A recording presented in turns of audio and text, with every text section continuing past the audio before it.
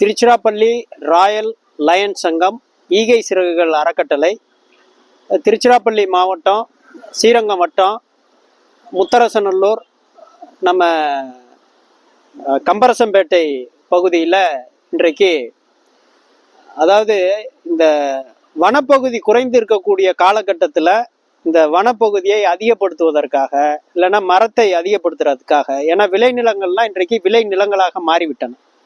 அப்போ இந்த மரத்தை வைக்க வேண்டும் என்ற நோக்கத்தில் மரக்கன்று நடும் விழா மற்றும் ஒரு பிடி அரிசி திட்டம், பிடி அரிசி திட்டம்னு முத்தையா உதவும் கரங்கள் பண்ணிட்டு இருக்கிறாங்க. இது என்ன அப்படின்னா, வறியோர்களுக்கும் எளியவர்களுக்கும் பசியாற்றக்கூடிய திட்டம்.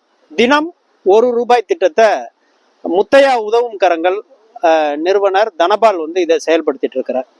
இதை கேள்விப்பட்ட திருச்சிராப்பள்ளி ராயல் லயன் சங்கம் மற்றும் ஈகை சிறகுகள் அவங்க இதை முன்னெடுத்து வறியவர்கள் எளியவர்கள் பசியாற்ற வேண்டும், அதுவும் சாலையோரமாக உணவின்றி தவிப்பவர்கள் நிச்சயமாக அவர்கள் பசியாற்றி மேலும் அவர்களுக்கு ஏதேனும் ஒரு கைத்தொழிலை உருவாக்க வேண்டும் என்ற திட்டத்தை முன்மொழிந்து இன்று அவர் முத்தையா உதவும் கரங்கள் அறக்கட்டளை நிறுவனர் தனபால் வசம் திருச்சிராப்பள்ளி ராயல் லயன் சங்க தலைவர் பிரசன்ன வெங்கடேசன், ஈகை சிறகுகள் அறக்கட்டளை நிர்வாக அரங்காவலர் முகமது சஃபி உள்ளிட்டோர் இப்பொழுது அவருக்கு ₹1 தினம் ₹1 திட்டத்தின் கீழே பிடியரசு திட்டத்துக்கு நிதியுதவி அளிக்கிறார்கள்.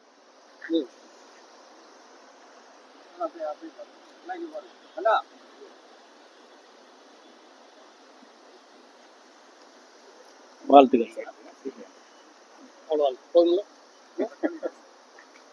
வாழ்த்துக்கள்.